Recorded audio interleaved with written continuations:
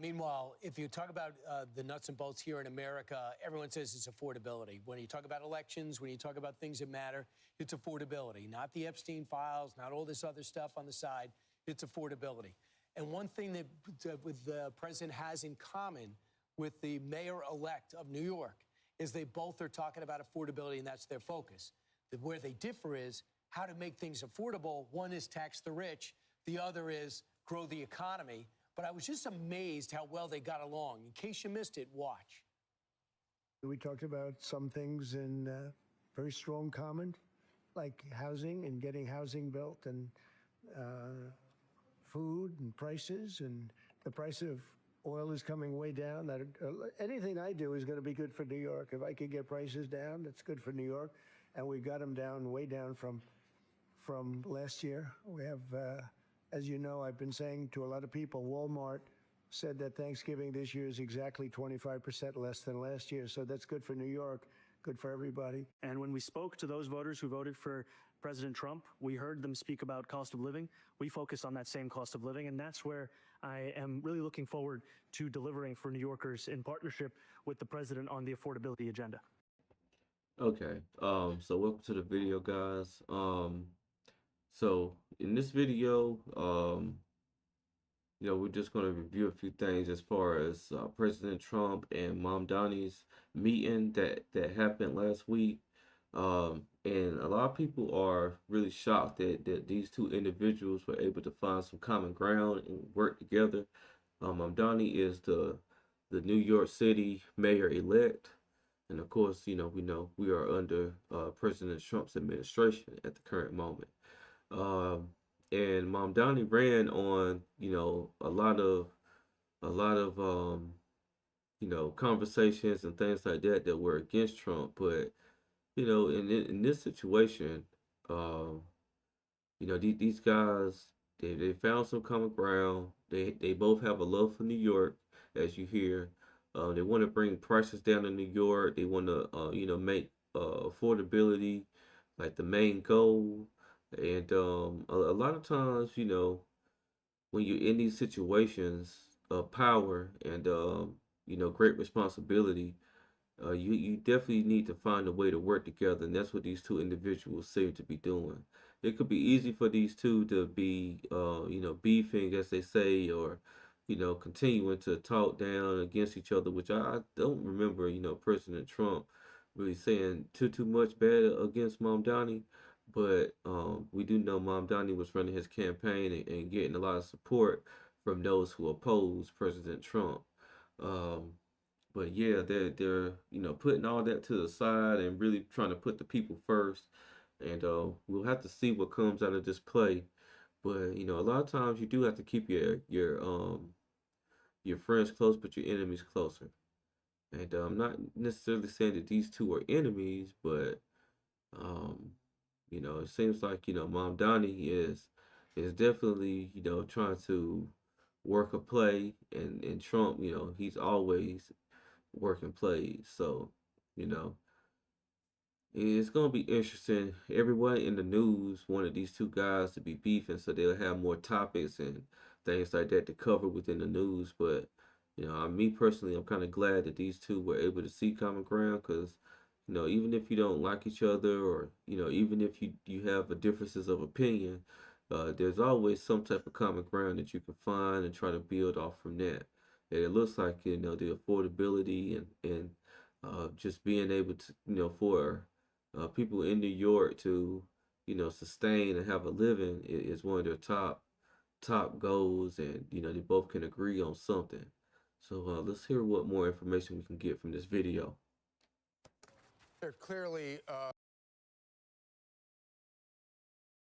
concerned about the same issue, of course, diametrically opposed when it comes to how they want to address this. So it'll be very interesting to see how they go forward.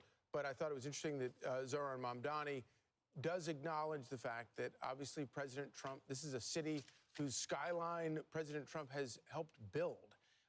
And he's vilified him in the past, since he's the problem. We want to stop Trump from growing. Viciously vilified him. But they seem to, but Mamdani believes that they've found a common ground because they both love New York. I was looking forward to having the meeting with the president to speak about the needs of the 8.5 million people who call the same city we love home, and to speak frankly about the affordability crisis that is pushing so many of them out of those 5 boroughs. And I found in the meeting that I had with the president a productive one, and a meeting that came back again and again to the central themes of the campaign that we ran: the cost of housing, cost of childcare, the cost of groceries, the cost of utilities. And it showed that this is an opportunity to now start to deliver so that people can do more than just aspire to struggle in New York City, but actually to be able to live there. And he said he still believes Donald Trump is a fascist. Donald Trump, during the election, called him a 100% communist lunatic. And Mamdani said they were. So I stand corrected. Trump called him a communist lunatic. So, he did have a little jab for him. A lot of people call Trump a fascist. So Trump, that's like throwing a nerd dart at someone. That's not something that's going to bother Trump at all. Trump is going to continue to do what Trump does, and yeah. So, but Mamdani, he hit a lot of the talking points that really are key to people in New York's hearts, which is they want to be able to afford groceries, childcare, living, like their expenses and things like that. And as we know, New York is one of the most expensive places to live in the United States. Just like a little small bedroom in front of you, $2,000. So they're definitely saying all the right things. Well, Mamdani is saying all the right things as far as to get himself to become the mayor elect. And it'll be interesting to see, what comes of this. Like a lot of people who, run on the socialist agenda are getting themselves into position, and so that they can, get their agenda out there, get their ideology out there, and they're really growing, a base really quickly, and people who have those same type of that same type of mentality, finally has some representation within, certain cities and stuff like that. So it's very, very interesting to see what, becomes of this. But let's take a look and see what else they say here. We're not shy about talking about their disagreements. Yeah, $8 billion right now. This is what he's inheriting: $8 billion deficit from Eric Adams. He wants free buses, $1 billion, free childcare, $6 billion, housing plans, tens of billions of dollars, freezing rent and doing all these other things.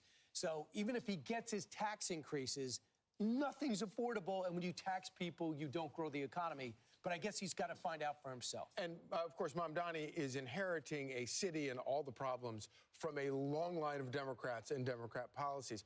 But of course, Mamdani and socialists are not the only ones who have been addressing this issue of affordability. President Trump has been talking about it.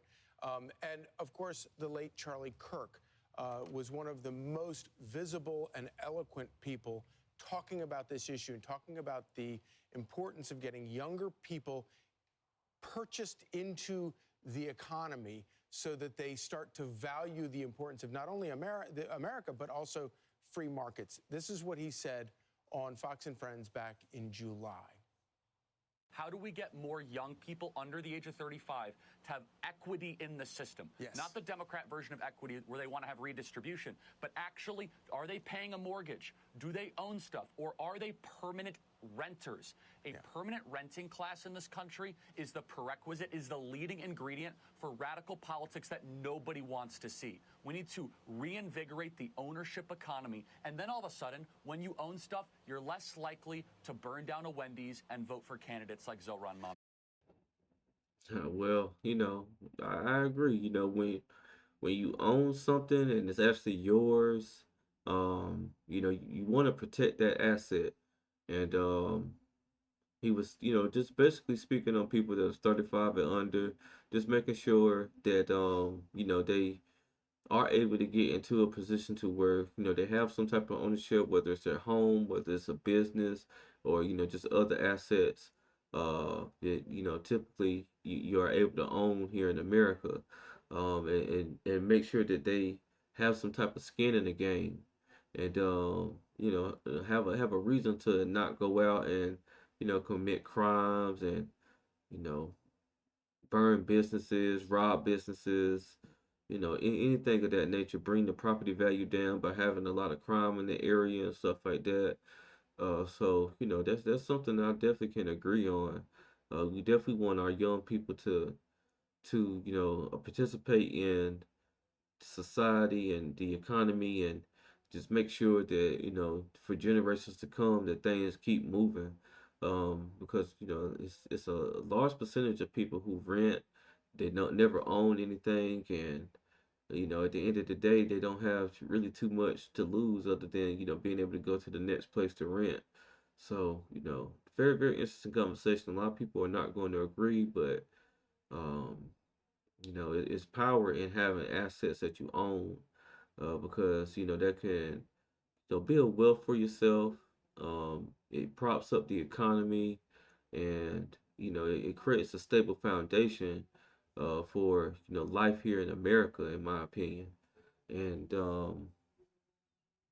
New York, man, they were under Mayor Adams, and they just kind of seen things just kind of spiral out of control.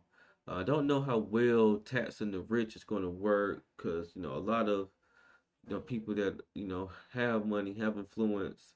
They have themselves and their businesses headquartered in New York, and if you start taxing those folks too much, and they have the resources to move out of that area and go other places and stuff like that. So we'll definitely have to see what happens with that. But I do know that this mayor elect is if he does, become mayor, face um he will face, a big deficit and an uphill battle as far as trying to change the culture around New York and try to make it more affordable for those who are not the most wealthiest, and just to try to make sure that they're able to live a normal life, and they're able to pay their bills, they're able to survive and thrive just like anywhere else in America. Well, we'll keep you updated on this, and see what becomes of this. And once again, if you like my content, make sure that you like, comment, and subscribe. This is Justin Paul. Peace.